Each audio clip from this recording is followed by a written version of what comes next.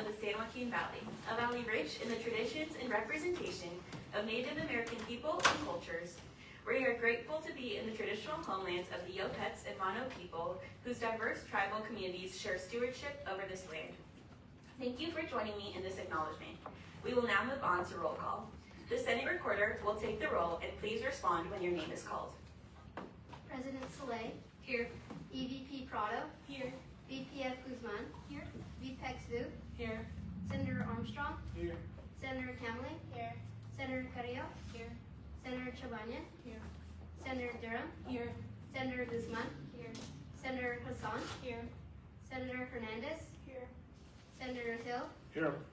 Senator Martinez. Here. Senator Marcos. Here. Senator Ornelas. Here. Senator Pierce. Here. Senator Renteria. Here.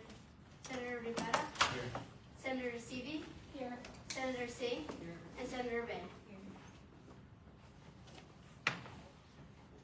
Thank you, Senate Recorder. There are 18 senators present and 4 executives present. Quorum is met. We'll now proceed to item 3.0, public comment. Public comment is a time for any member of the public to address the Senate on any issue affecting Associate Students, Inc. and/or California State University, Fresno. You can either address your concern live during the meeting at the allotted time, or you can send your comment ahead of time via email to asi-vice-president@mail.fresnostate.edu. We'll now open the floor to public comment. Each speaker will have 3 minutes to speak. If there's any public comment, please approach the podium.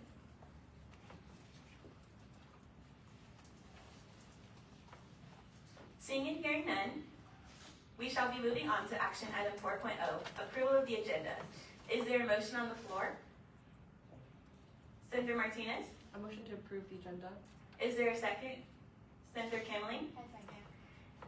Is there any competing motions? Any discussion or debate? Seeing and hearing none, we'll now do a voice call vote to approve the agenda for October 29th. All those in favor say aye. Aye. All those opposed, same sign. Any abstentions? The motion to approve the agenda for Wednesday, October 29th passes, and the agenda has been adopted. We'll now open the floor for motions on item 5.0, approval of the minutes. The Senate will review the minutes from the ASI Student Senate meeting held on October 15th, 2025. Is there a motion on the floor? Senator Carrillo? A motion to approve the minutes. Is there a second?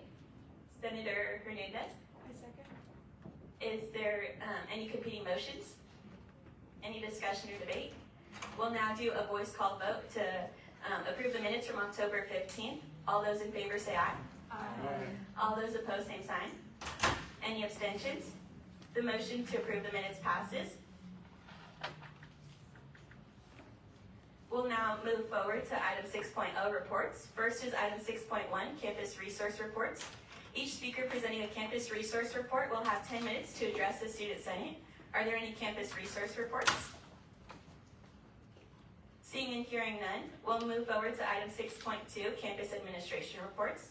Each speaker presenting a campus administration report will have 3 minutes to address the Student Senate. Are there any campus administration reports? Seeing and hearing none, we'll now move forward to item 7.0, new business. We'll be moving on to item 7.1, MDOLA Family Student Cupboard. Michael Baldwin, coordinator of the MDOLA Family Student Cupboard, will present on the cupboard's programs supporting student food security. The presentation will highlight services available to students and explore potential collaborations with ASI to expand access, strengthen advocacy, and best support constituents' basic needs. The presentation will then be followed by questions. The Student Senate has allocated 15 minutes for this item, and the floor is yours. All right. Hello. Is it on? Yeah. Can you hear me? Okay. Whether the mic works or not, but yeah. Hello, everybody. My name is Michael Bellin. I'm the coordinator for this food security project here on campus, which includes the Amendola Family Student Cupboard. I'm just wondering, how many are you familiar with the student cupboard or have been there? Yeah? Okay, cool. So everybody. That's good. I also brought some of my sociology class here to participate. We just had class and we were talking about the budget and those things, even attending the President's Forum and what that looks like here on campus. But again, so the food security project, the presentation that you guys see up here, the pictures, it's really just a general overview of how the student cupboard works. And then I have some additional information that I'll share. But essentially, yeah, that's the mission of the Student Cupboard. Again, it's a multi-initiative program to support students who may be experiencing food insecurity or other challenges here on campus that might create barriers to finishing their education here. So as you can see, there's food on our shelves there, and that's what it used to look like. There's some changes being made, but yeah, let's go down a slide. Again, students can come Monday through Friday, once a day, every day. All you need is your student ID number, and we do encourage students to bring a reusable bag. If they don't have a bag, there are boxes that we use yeah, so that's how folks are able to come and get the food. And then we do have help with CalFresh assistance. We have a CalFresh coordinator and a CalFresh assistant. But again, there's some changes coming to CalFresh, right? As you guys may have heard, because of the government shutdown and folks not being able to agree on budget, there's going to be some folks who are not receiving benefits in November, and that's going to impact our community, right? Our students. And so there's been a lot of conversation about how do we prepare for that? How do we, do we buy more food? What are we going to do for those students? And keeping in mind, right, as it's impacting our own student food pantry or our own student population, think about one of our main kind of vendors that we purchase food from is the Central California Food Bank. And when we think about our community not receiving benefits that they're used to receiving, we think about all the churches, all the other food pantries that also get food from the food bank.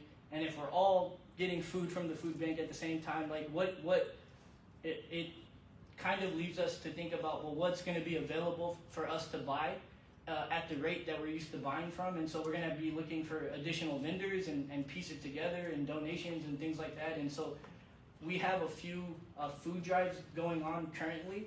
One with MIA, right? ASI in the library. We have the social work department just reached out today. So we have a lot of people concerned. I had somebody from the sociology department reach out. And so again, there's multiple food drives that are happening. We usually give out turkeys in November and hams in December, which is about 200 to 250 with other resources in those months. But so that's what I guess it looks like at the moment, and we can go to the next slide. Again, this is just a general presentation that we give to most folks on campus. Usually my CalFresh assistant or a coordinator would take care of that part. But again, for those that don't know what CalFresh is, it's essentially government benefits that people receive on a monthly basis to support with food security and those things. And some folks may not be getting it next month. And we don't know how long the government's going to be shut down. Hopefully it's not that long or, So anyways, we're preparing for that. But yeah, we could skip that slide. And then I think we go to where we're located, the hours of operation. And yeah, you can follow us on social media at Student Cupboard, right? If you guys want to follow kind of what we're doing. I do have additional information, and then I'll be open to questions. Some numbers that we shared with Dr. or Fong Yang, our VP, right, newly appointed. We've seen a total of, and these are as of 9/23/25, so about a month ago. We've seen over 18,000 visits this semester and that's in serving 4,300 unique students. So that's almost a fifth of the student population. We see about over 500 visits per day, and with students visiting the Student Cupboard or utilizing 4 visits per student on average. And let's see, what else do we have? We're in the process of purchasing a new fridge, in case that's important. The one that we have kind of leaks, and so we're just upgrading some of our equipment there to make sure that it's safe for students. We just finished a mural, I believe, and we're going to be presenting that. We're trying to figure out how we're going to present that, and we did that with Miss Kamala and her team. Diana was in there painting like every Friday, and different students that ASI helped pay for. Some of our student alumni and student artists. So thank you guys for that. We no longer have gray, dirty walls in there. It's beautiful. And let me see, what else? I think that's it. And I know that was a lot of information. Does anybody have any questions? Thank you. Yeah, see, look, that's our information. If you call that number, yeah, you'll probably get an answer. Yeah, so that's our front desk. Okay? Yeah. Any questions about all of that? Hi, Hello. my name is Sarah. I love the cupboard. My question though is about the hours. Sure. I'm a grad student, Okay. and so for the first year of grad school, I was here exclusively like in the evenings when you aren't open. Okay. And I'm wondering if there's something that can be done for the working students that can't be here during those business hours. Yeah, so if we go back up so we can see our hours of operation, there's 2 days that we stay open till 6 p.m. That's Tuesday and Thursday. Every day we open at 11 a.m. except for Wednesday. We open at 10 a.m., which I want to change that to 11 a.m. because sometimes like we're still getting deliveries and it feels really rushed. So I might make that change, all right? So just be aware. But also, yes, we have heard that constructive criticism of, at some point we were open on Saturday as well. We were open from 10 to 2 on Saturdays, and I believe that staff time was supplemented with ASI funds. It happened when Caroline Alvarez was president, which was like a few presidents ago.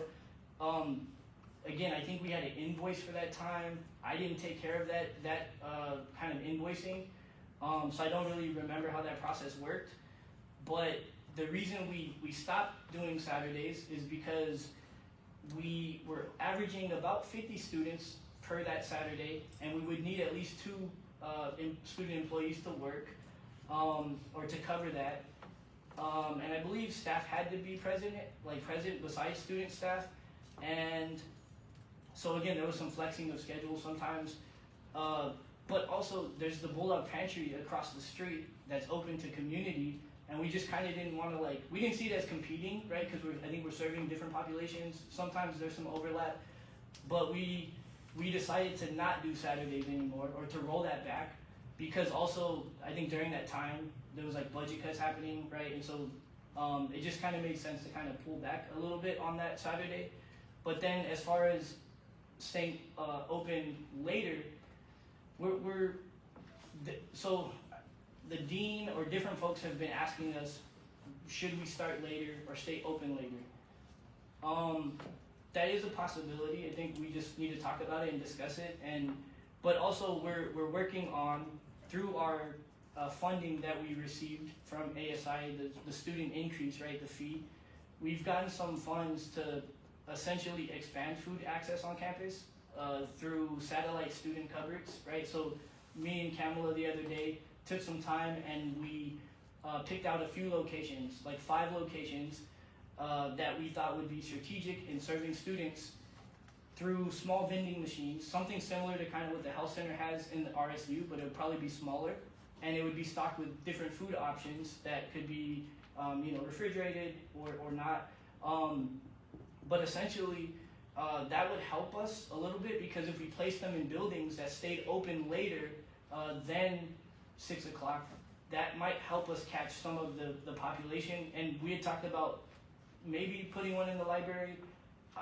We've also been working with the graduate, I think, writing center in the library. Oh, the Success Center? Yeah, Success Center. And they've been trying to capture folks after hours as well. And so that's a possible location. And we've been sharing food with them. First, it just started with snacks. But then now we're sharing non-perishable things, and they're gonna have a small little student cupboard in there. I And so, saw the post recently with it, yeah. So we are supporting kind of that population in those ways. But again, to reach more students across campus, we're thinking of the satellite student cupboards and seeing how that works. And hopefully that could, again, give students access to later hours. Yeah. I have a follow-up. Sure. So my husband goes to Clovis Community, Okay. and I think they have it to where they can set up an order ahead, Okay. like a pre-made box or something, so that they could pick it up in a rush, or maybe have a pickup location, or even a delivery. I Okay. was just talking to somebody earlier who has some mobility issues, and brought up like delivery stuff, and I was wondering if that's something you've also considered. That is not something we have considered, but I think it would be interesting to discuss, like with our staff and our team, and to see if that's possible. We do have a van that was purchased for us to pick up donations and things like that. I know that the food bank does have pre-boxed kind of, but again, that like you may not get the same kind of options as coming into the student cupboard, right? Because again, it's pre-boxed, but it would be probably perishable items, cereal, like the basics, maybe some form of like like shelf-stable milk and beans, rice, things like that. But yeah, I mean that sounds like a whole job in itself. I would have to talk to my team, but I'm not saying it's impossible or that it's something that we just haven't thought of, I guess. But yeah, so thank you for that. I wrote it down as a note to follow up with some of my team to see if something like that would be possible. But yeah, I think, again, thinking about access, right, and for students who can't make it for various reasons. So yeah, thank you for that. Thank you. Does any senator have any additional questions? Senator Rivera? Just one quick one. You said you had a CalFresh coordinator, you said? Yes. Is there any specific times that the person's in there?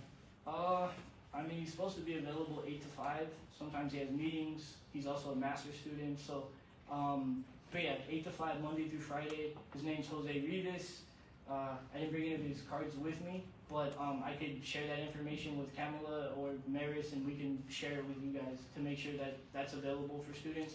I also didn't bring any flyers, but I'll drop some off. There may be some in your office already, actually.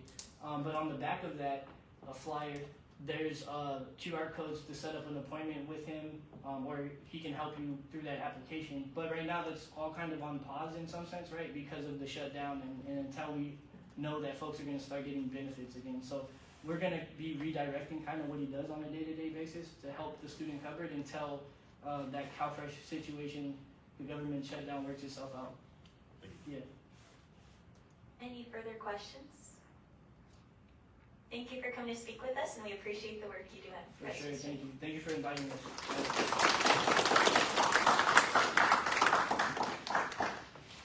We'll now be moving on to discussion item 7.2, Services for Students with Disabilities. Director Jeannie Johnson and Director of the Services for Students with Disabilities will present on the department's program supporting with disabilities along with Dr. Murillo.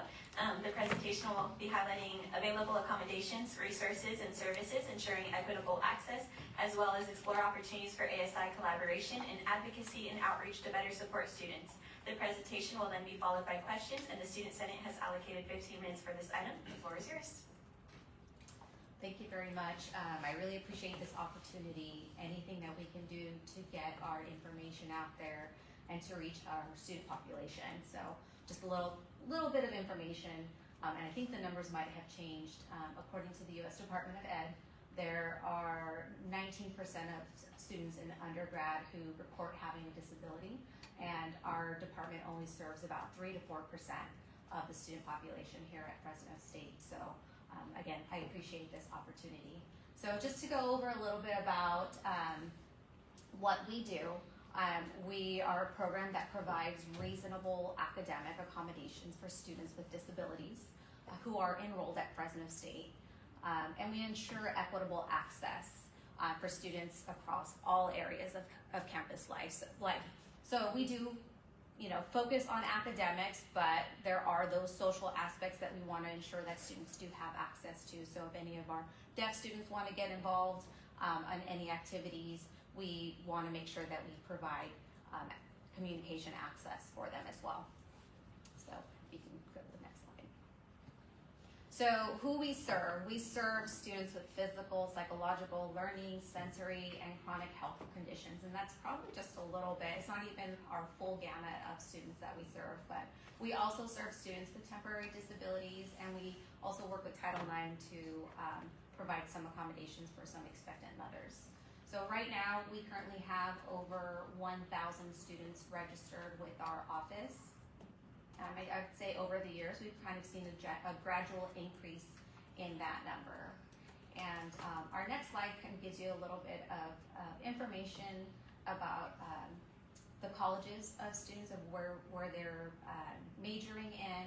College of Science and Math is probably our highest student population, with a little over 250 students. Lyles College of Engineering is a little over 50. JCAS, I believe, was about 87. College of Science, I'm sorry, not College of Science, Craig School of Business, a little over 100. And then the education, Permanent Education is a little over 100 as well. College of Social Science, close to 150, and Arts and Humanities is a little over 150. So this breakdown right here, we categorize, I want to say categorize our students, because we don't want to put them in a category, but when students set up services with us, they let us know what they recognize as their primary disability.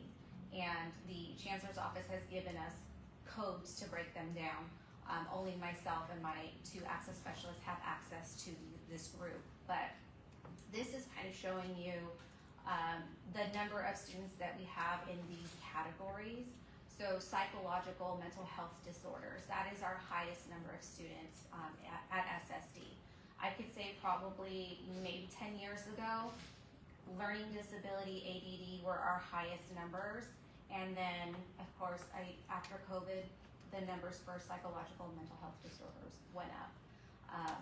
Autism is another number that is increasing in our student population, with over 100 students. I interned here at Fresno State probably, I'm scared to say how long ago it was, but it was a long time ago. And we had 5 students, and now on the spectrum, and now we have over 100 students. Deaf and hard of hearing students, while only 14, 15 of our students use interpreters, we have other students who use captioning services as well. We also provide support for temporary students, so if a student were to get injured, if they need some transportation on campus, or maybe having a scribe for exams, we'll provide that accommodation for them. Mobility, one of our smaller number of students, and then acquired brain injuries and communication disorders.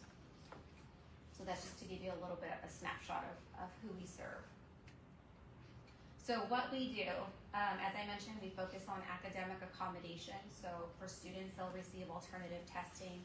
That could be extended testing time, a quiet space, maybe some assistive technology to listen to their exams.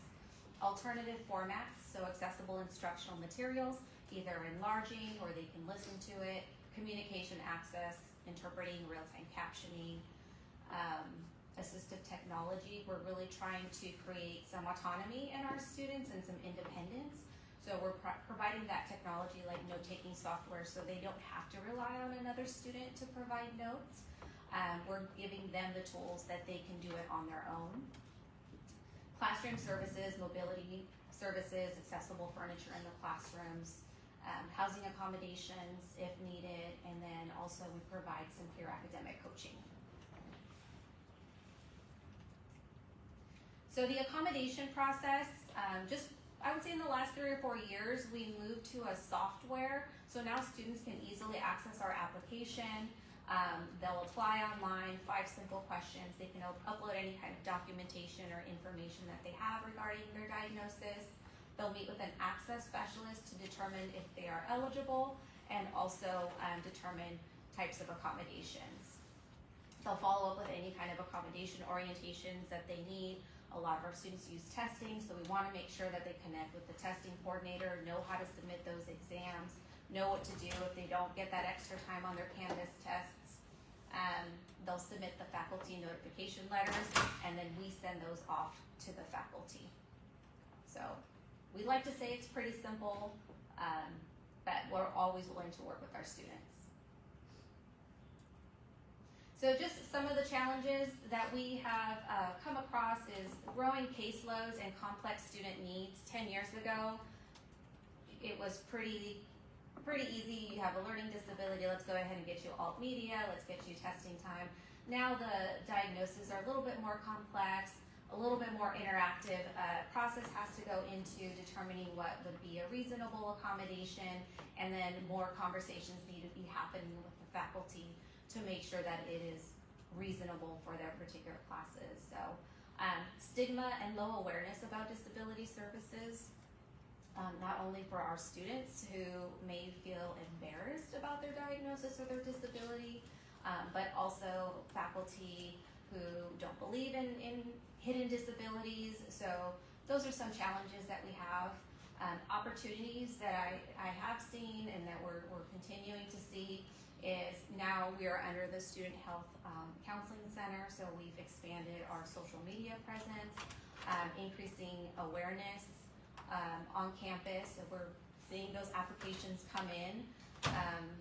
Building academic and social workshops for our neurodivergent students. This has been something on our list for the longest time, and now with our student fee increase, we're able to do this for our students and help them engage and help them feel included on campus.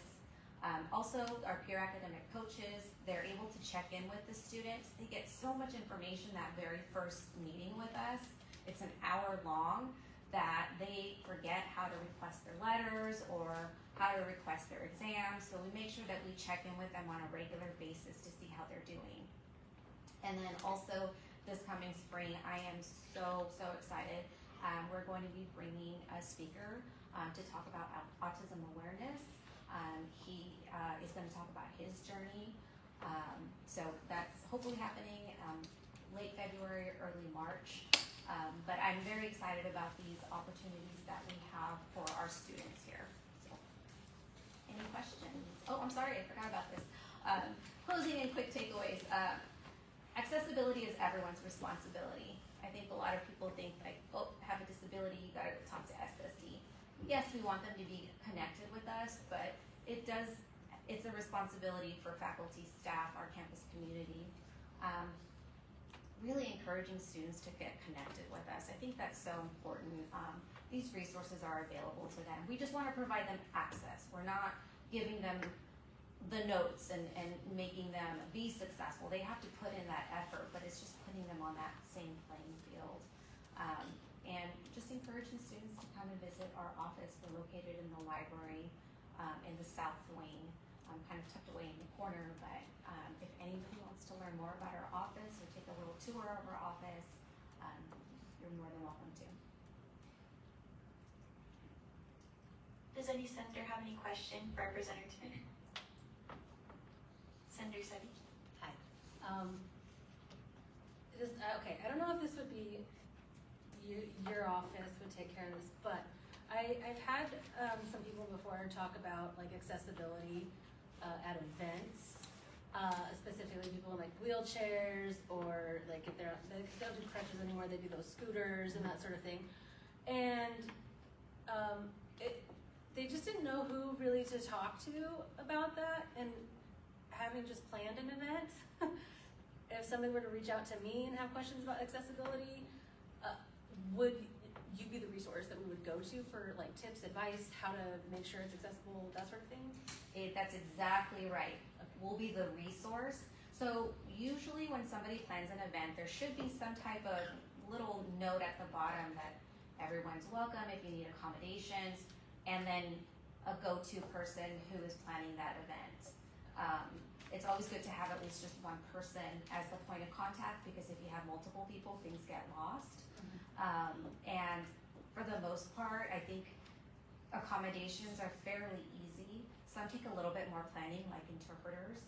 I really wish I had a closet full of interpreters that I can just easily pull out and say, here you go, here's an interpreter for your event. So some things do take a little bit more planning, but yes, we do offer some suggestions, resources. We may even know the student. So surprisingly, there's a lot of students out there who I have seen in wheelchairs who are not SSE students, and they don't have to be. So I think that's great that everybody kind of keeps that in mind when planning events to be accessible. We also have a planning and accessible workshop that we would be happy to present to different programs on campus, just to give little tidbits, little advice, and then a little checklist about accessibility when planning an event. Awesome, thank you. Any additional questions? Senator Martinez? You often work with other campus groups, so for example, like Student Involvement, who hosts those, the events on campus, or like the Learning Center for all those tutors out there. Are you guys working with them, or are you guys hosting more workshops to give them advice on how to be accessible for all students? So a lot of the times at the beginning of the semesters, the different programs or departments invite us to come and speak with their peer academic coaches, their tutors, giving them disability etiquette advice, how to work with an individual with a disability. So if we're invited, we would be happy to share information. And then a follow-up as well. If there were, I know there's a few, but not enough of automatic doors that open up for students. I know in the Craig School we have a couple that say they're accessible, but they're actually not. And so I was wondering, like, is that more of like a facilities problem, or is it something I go to you guys first about? Yeah, so it's good to let us know. I think wherever you go is great. So if you go to the Craig School of Business office, the dean's office, and let them know, hey, this door's not working, they'll submit an order. If students let me know, I am happy to submit an order online and have them check the doors for accessibility. Ideally, what we would like to see is at least one automatic door per building. The Craig School of Business is a little unique in that it's got a couple of different sections there. But from my understanding, the wing that has rooms 131 to 138, it is in process to have a button placed on one of the doors. But we did, that was a situation that came up to us, so we did ask facilities to check the poundage on the doors, and they were able to adjust them. So we're able to go to like the deans, for example, and then they can, okay. I like to say that it takes a village to support students with disabilities, and I'm probably a squeaky wheel when it comes to me always reporting, so it's great to have other people involved and other departments and colleges if there's a situation or an issue with their building to let them know. But like I said, I am happy to take that information because I will submit a request right away to have it checked out. Thank you. Any additional? Senator Hill? Hi, this is somewhat unrelated, or this is going in a different direction. I know I used to work with computers, and there was particular ones that were oriented towards students who had problems with sight, and then are there any issues with providing that with the tech lending? Because I've seen there's been other issues with computer stock, laptop stock for students. Are those students accommodated right now? Is that an issue that's been addressed at all? So the Chancellor's Office just recently got a license with they have JAWS, I think it's called Fusion. So that would be available if we need to install it on someone's computer. I do have to say that a lot of our students don't use JAWS, which is really, our visually impaired students, which is really surprising. But a lot of the laptops have those accessibility features to enlarge. So I'm going to assume that that's what the students are doing. A lot of our students, we used to have a computer lab. They don't use it anymore because they have their own devices and they're already equipped the way that they are. But if a student does borrow a laptop and needs some type of software installed on it, we would work with the student to do that. Thank you. Any additional questions? Hi, I have a quick question. It's kind of like a broad question, but are there any more like university-wide challenges you think can be addressed for accessibility? Like I know there's been some steps like Academic Senate passed a policy to make their coursework accessible, to be mandated to do so with the materials that their students are required to purchase, or like I know the CFO's office acquired money from the Chancellor's office to make our buildings ADA compliant. So are there any other challenges you think could be addressed from a university level? I think implementing the policy is probably a challenge. I do have to say that we've seen a decrease in the number of students requesting accessible instructional materials, so I think that's a good thing, that it's actually becoming accessible. But I would probably say that would be the biggest challenge is how can we implement that? It is a lot of work on our department where we only have a couple of student assistants remediating material, and then the Office of Ideas assists with that as well. So I think that is a challenge, and then I think just, you know, having some faculty and staff be open to the idea of engaging in these conversations with us. Just knowing the importance of inclusion and accessibility. But I think, you know, we're trying to move in the right direction and reaching out. Our access specialists are meeting with faculty or attending their department meetings to discuss, like, you know, hey, we're not just here for the students, we're here for you as well. We're here to help you facilitate these accommodations and engage in those conversations to support students. Any final questions? Senator Sethi? It's just one really quick. Have you spoken with Dr. McCauley? He's a communication professor. I have not spoken to him in a while. Oh. I think we sit on the instructional materials ATI subcommittee together. Okay. Because I know I've recently read one of his research papers. I can't remember when it was published, but it was about, you know, accessible technology in the workplace. So I know he's very, very like attuned to the needs of, especially like the visually impaired, and making sure things are accessible on technology. Mm-hmm. So he'd be a great person to talk to. Yes, I should reach back out to him. Yeah. That was it. There's no further questions. Thank you for coming to speak with us today, and we appreciate all the work you do at President's Day. Thank you.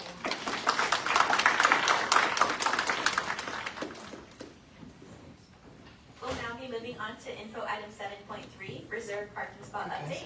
President Saleh will be updating the Senate regarding a proposal that the 2024-2025 ASI students cohort pass to give up reserved parking spots. The floor is yours. Hi everyone, I'll be quick, short meeting today, but my info item is, I just wanted to give a quick update like EVP Prado stated about the ASI reserved parking spots in lot P2 near the Snake Camp Alumni House, if you've seen them. So a few years ago, the ASI senators had assigned parking spaces there. But last year, Senate voted unanimously to give up those spots so that they can be converted into regular green student parking. And after noticing they were not converted into that in early September, I followed up with the University Director of Parking. Derek Bentley had come and presented to us at an earlier meeting. And he informed me that those spaces unfortunately cannot be converted into green parking due to campus policies and other limitations. And that the proposal that was passed last year, while it had great intentions, some of the implementation details and next steps weren't fully researched or communicated at the time with the university and his division. So while the change unfortunately can't go through as the Senate last year had passed, those spots are still reserved whether the senators use them or not. But the Director of Parking and I have discussed other avenues, and I believe he has discussed with our Senator of Parking and Transportation, Nelly, also for other avenues for more available student parking spots, like converting metered spaces to green spaces in a lot nearby, because those metered spaces are not used as high. So moral of the story is, unfortunately, they cannot be converted. They are still reserved whether we like it or not. And we are working on making more green spaces for students on this campus. So thank you. Thank you. We'll now be moving into action item 7.4, consent calendars. ASI Vice President of Finance Guzman will present the financial consent calendar containing all proposed grants. The Student Senate shall vote to affirm or deny the consent calendar. The Student Senate has reserved 5 minutes for this item, and I will yield the floor to you. Okay guys, so we just had 3. We had 1 club support grant. It was for Fresno State Wheelchair Tennis Club. And then we had 2 sponsor activity grants that passed for the CLSA Fresno State Student Chapter, and then Peer Ambassadors of Wellness. And again, if you have any questions about any of these events or anything like that, feel free to reach out to me. I'll now open the floor for motions. Is there a motion on the floor? Senator Sethi? Motion to approve. Is there a second? Senator Singh? Is there any competing motion? Any discussion or debate? We'll be doing a voice call vote. All those in favor say aye. Aye. All those opposed, same sign. Any abstentions? The motion to approve the consent calendar passes. We'll now be moving on to item 8.0, reports. First item is 8.1, executive report, starting with President Saleh. So for specifics of my report, like meetings and everything, you can look at it, but I did have a few updates about projects, good updates hopefully. As Michael had mentioned, the Carver mural is complete. We're just putting paw prints that, like, as the floor of the RSU, you guys have seen those paw prints. We ordered some, so we just need to implement those, and me and the president are working on an event for it, because he would like it to be an event to kind of unveil it, even though it's there, you just go get your food and you see it. If you guys want to stop by, it's really cool. So I will be updating with more details on that. Another event before I go into my projects also is the swap meet that's happening. So there are 5 drop-off centers at the rec center, the library, our ASI office, so College of Social Science Advising, and the cupboard where students can drop off their clothes up to November 5th, and then we will be using those for a swap meet. I believe the date is November 13th, so we're gonna set up racks. Students are gonna have like tote bags and come and take clothing. We're gonna have a Dutch truck for free for students, and so if you can make it out to that, that would be great. But yeah, I really love thrifting, so I wanted something like that on campus, and Senator Durham of Sustainability also worked really hard on it too. And so going into our projects is there will be a survey. I went to the SHAC meeting, which is like the wellness centers meetings. I don't know what the acronym fully stands for. But they're meetings because we are looking at another wellness vending machine like the one downstairs. So we are discussing locations. So there will be a survey that's going to be going out to really get student input on some locations, either across campus. I just know that the grant for the machine itself, which is going to be free through a grant, requires like longer hours, which is why there's one in the RSU. So we're looking at locations for that. And I'm also working on 24/7 finals study space during finals. So hopefully we are looking at finalizing a location as based on cost in the location. So hopefully I can bring that to you guys soon. Oh, and one more event I actually forgot is Elevate 2025. It's an AI event. A few of our senators, and so Vice President of Internal Affairs Danielle Vu is on the panel. Senator of Research and Innovation Parker is on the panel, and Senator of Laos College of Engineering Vic is on the panel, among other students from their division, and I will be kind of coordinating that panel with the VP of Technology. It's really just a way that the university wanted to talk to students about AI and get their input because there's concerns as well as benefits from students. And so that'll be on Monday at 12 p.m. The panel, there'll be free pizza that we're providing too if you wanted to stop by. But the event of technology is all day, it's not just AI, it's about what resources of technology do you have available to you that are not being utilized. So yeah, hopefully you guys can come out to that too. And that was a lot. I think that's it. I think I'm done. So please refer to my report if you have any other questions, and I yield the rest of my time. This month we've been working on one-on-ones and meeting. So if we haven't yet met, please schedule a meeting with me and we can schedule a time that accommodates your schedule. And then I've been working on a parking survey in collaboration with Senator Chovanyan, and that will go ahead and get released this week. And then the South Valley campus event that we mentioned in the last Senate meeting is happening tomorrow. So if you want to go, please let me know. We still have spaces in the car. And with that, I yield my time. Okay guys, I'm pretty sure I said this last meeting, but I swear Finance Committee keeps me busy. Thank you to my Finance Committee because they do a great job. And also, we participated in the parade and we got most spirited cart, so yay. The trophy's in the ASI office, you want to see it. And for any other projects or meetings, please refer to my report, and with that, I yield my time. Hi everyone, I just wanted to provide an update and reminder on some resources that we can remind students that are available. So Fresno Land published an article, and I've linked it here in my report for you all to read and share with other people on other food resources that are available in Fresno. And one that I'd like to highlight is the Fresno City Center. I visited this place, and it's really nice. It's like a free grocery store. And at the Fresno City Center, there are multiple other nonprofits that exist within this one building. So they provide like healthcare, they provide mentorship for youth, they provide housing assistance, they provide help with job interviews. So there's a lot of nonprofits within one building, beyond just the food bank in the building. So yeah, read through the article, totally share it with everyone you know. And then a reminder that our election is next week, so if you haven't registered to vote, you can also go it's the Betty Rodriguez Library. That voting center is open right now. If you want to, you can register on the same day to vote. And you can drop off your ballot there. You can drop off your ballot at Campus Point as well. And then another close voting center is at Buchanan. And then tomorrow, I'll be going to the Fresno City Hall meeting. So if there's any updates you want me to report on, please let me know. And with that, I yield my time. We'll now open the floor for item 8.2, Senator Report, starting with Senator Armstrong. Hello everyone. So a little update on the Genco laundry detergent dispersion machines. I just got the package from the president of the Genco. It's 1,000 sheets of biodegradable laundry detergent sheets. I just got those, I think, this past weekend. So I'll be sure to bring those tomorrow if you guys want to try a sample out.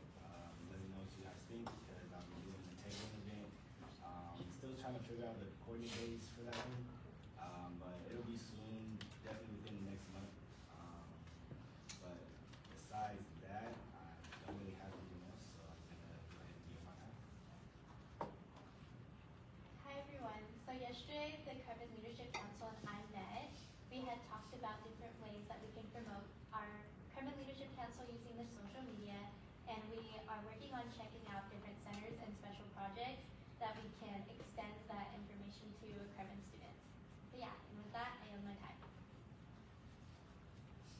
Alright, so I do have a couple things to report. So first, really quick, tomorrow the University Affairs Committee and I are going to be at this spectacular event. We're going to be holding a social, like where we provide like baby pumpkins and like students who are there at the event, they get them and like helping pumpkins.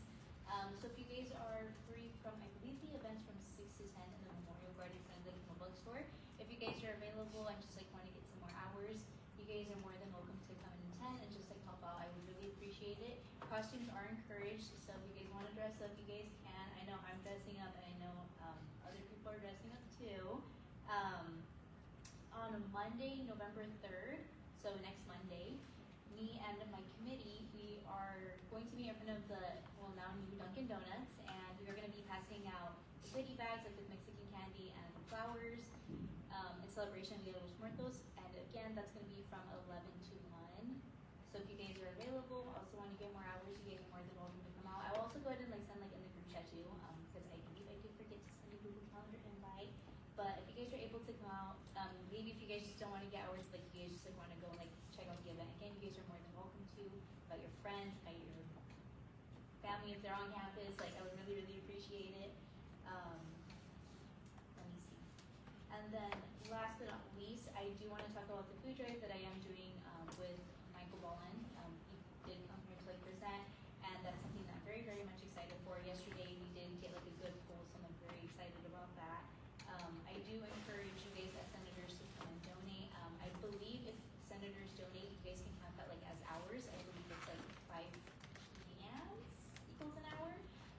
I'll go ahead and like get that clarified now, so like in the group chat just so you guys know. If you guys are part of like clubs or like you're part of Greeks, I am doing a club and Greek competition where incentives will be offered.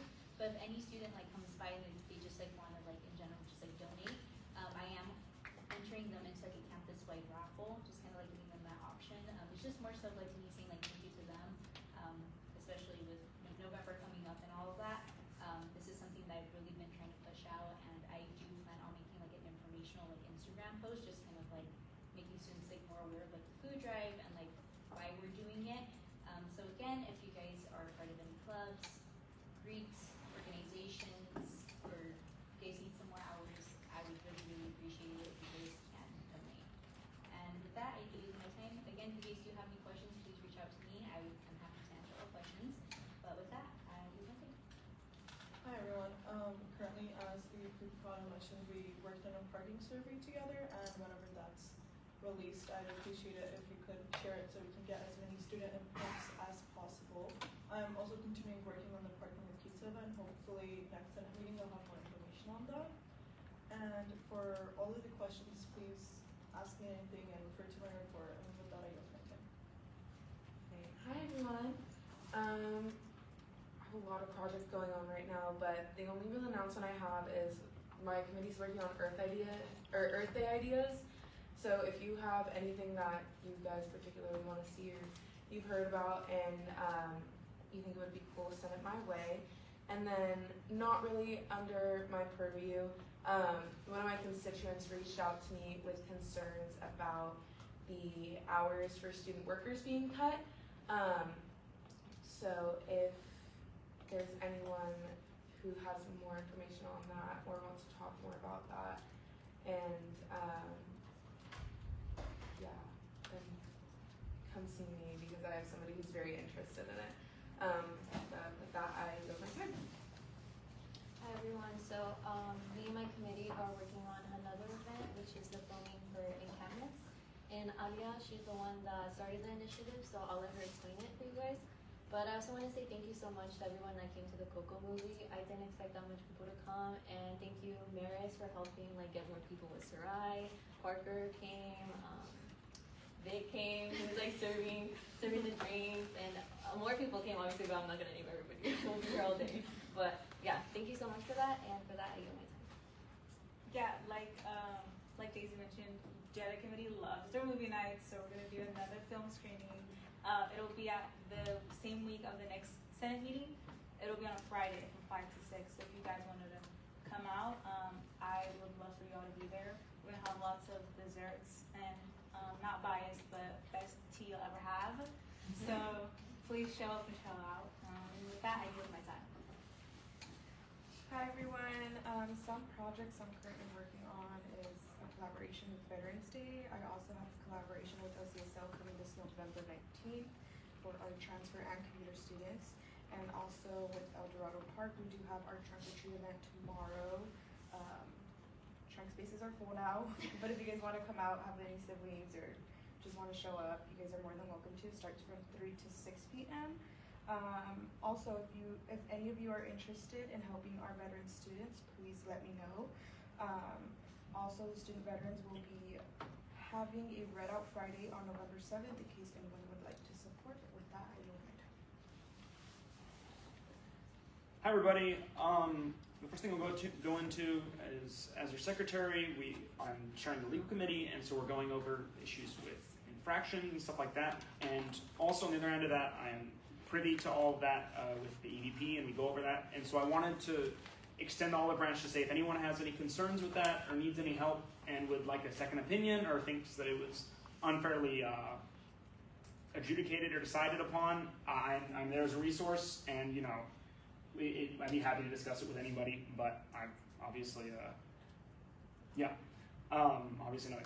I'm also working with tech lending. There's been issues with computer access and calculators. I needed a calculator once. I went in there wasn't one. I found out 100 other people were also waiting for calculators, and I pulled that string and found out that it is a huge issue. So hopefully we'll be able to solve that and make progress towards that. And then the other main project I've been working on lately is with the Lyles Officers Council. There's the fundraising issues with all the IRA funding evaporating this past year. We're going to be trying to host a training with our Lyles officers to encourage them I've met with our operations manager here, and we've discussed methodology for reaching out to companies around the valley and then larger scale stuff. And so anything with that, I know this issue might pertain to other people who are advising on their colleges, and I'd be happy to discuss with you guys any strategies you're having your clubs employ to fundraise. But we're gonna be doing that. Thank you. Other than that, I yield my time. Hey guys, so for those, really only big updates I have is last week, unfortunately, the volunteer day did not happen. We had to get it rescheduled due to unforeseen circumstances. But it is still in the works. We're still working to restore the fountain, create a volunteer day. So once I have an update on that, I will be posting a new graphic with the new date, new time, and hopefully you guys can share that out with any of your guys' students. Again, more information on that once we've actually completed the necessary steps to actually host a volunteer day. And with that, I pretty much just use my time. Hey guys, beyond the projects I mentioned before, I'm trying to work on a little care package for Greek organizations on campus. And beyond the officers that I've talked with and had meetings with, I do know there are some, guys in Senate in the Senate with Greek affiliation, Greek officer positions. And if you have any ideas or inputs on like stuff you'd want to see within a care package that you think would like be a help towards your organization, let me know.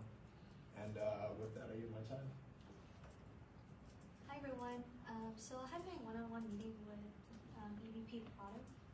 It was yesterday, and we were walking to the quad of social science, and she kind of gave me like a really good idea of decorating a little bit better, or in like adding umbrellas. So I'll be talking with the dean about it hopefully soon. I'll try to see when I can schedule a meeting with her, and maybe just like remodel the little area a little bit. And then I've also met with Costling, and some of the students had a really good idea of creating a book club, so hopefully I can help them. And I also had the sociology club come up to me and see if there was any way I could help them. They said that like email me. I haven't received anything, but hopefully I'm able to help them. And with that, I yield my time. So right as it starts to get colder, I finally start making progress about putting air conditioning in the ag bathrooms. But it is working. We're figuring it out. It's not completely done, but I'm getting much closer. But with that, I go my time. Just gonna remind you guys again for the November 3rd, the Dia de los Muertos tabling event with Senator Mia, which same thing again. We're just gonna pass out candy and do the coloring station. And then my collaboration with the health center to make the real of the shark container will be on November 4th. If anyone is interested in getting CPI certified, I know the Watchdog safety program that is hosted by the Student Health and Counseling Center is happening on November 7th, the online version, and on November 8th is the in-person session, which it only costs $35 and you get certified for 2 years. Again, if you guys are interested, for those days, I guess look at the online website, and for any projects and meetings, please refer to my report, and with that, I yield my time. Currently working on a community service event to get our student athletes out and participating in, and a event hopefully for a upcoming football game, a away football game for a watch party, hopefully either in the bucket or the RSU. So stay tuned for that. With that, I yield my time. Okay guys, I'm super tired. My event was today, right before the meeting. For those of you who came and helped and all that stuff, thank you so much. I'm so ready to do nothing.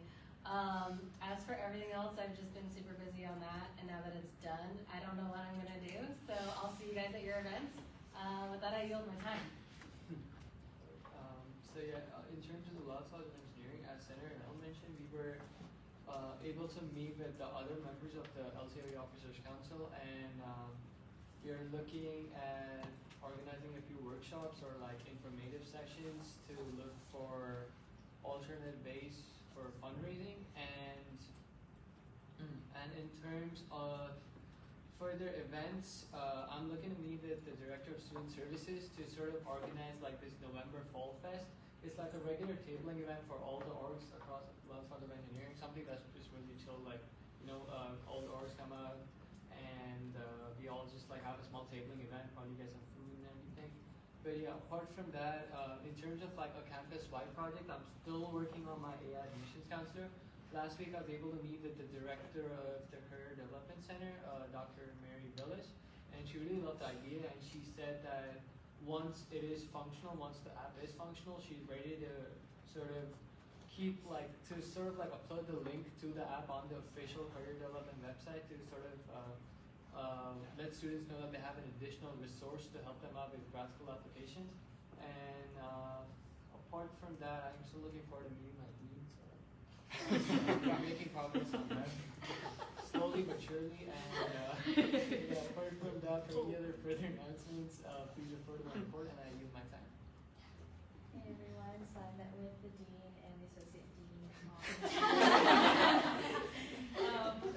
We had a very productive meeting, sorry. And so we're finally getting the ball rolling on some projects. We're thinking of making kind of like a rotational exhibit area within McLean. I'm not sure if you guys have seen it, but they have like concrete now in the middle, and it's really nice and pretty. And so there were a couple students from the physics and chemistry department that were proposing to make kind of like a kinetic, interactive, like exhibit area. And so I'll be collaborating with them. They just got back to me today. So we're going to be working on that. And then I took a little tour around Science 1, and there's like a few things that need to be renovated, and I know that they want to work on making it look pretty, because they were making a point that a lot of students that come to Fresno State, they like to go over there because there's a lot of like dioramas with all of like the animals in the casings and stuff like that. So working on like getting that area a little more prettier, spice it up a little bit more. But other than that, that's pretty much it. So I do my time. Thank you, Senators, for your reports. We'll now be opening the floor on item 8.3, staff reports. Operation Manager Lazitza, the floor is yours. Thank you. I was about to say, I sent you guys a message earlier, but just to check, if you do not have priority enrollment on your Fresno State portal, you have to let me know by this Friday. After this Friday, it's too late. You're going to have to deal with whatever enrollment you have. So you don't get to me this Friday, don't contact me on Monday about it, okay? I also want to say, the reports, in the 4 years I've been in ASI, reports take 5 minutes. You guys do a great job, you guys are doing a lot. It's very rare that every executive and every senator is all doing a project and all doing substantial ones. So you guys are doing a great job. If in September I told you you guys have done already more than a regular ASI does in a semester, you guys have gotten 2 years worth done already by the end of October. So let me know if you have any questions or concerns, but you guys are a great Senate in my eyes, and you guys are working real hard. And yeah, I yield my time. Thank you for your staff report. We'll now be moving into item 9.0, adjournment. Does any member have any further business before we adjourn this meeting? Senator Durham? No, sorry. Seeing none, I'll open the floor for motions on adjournment.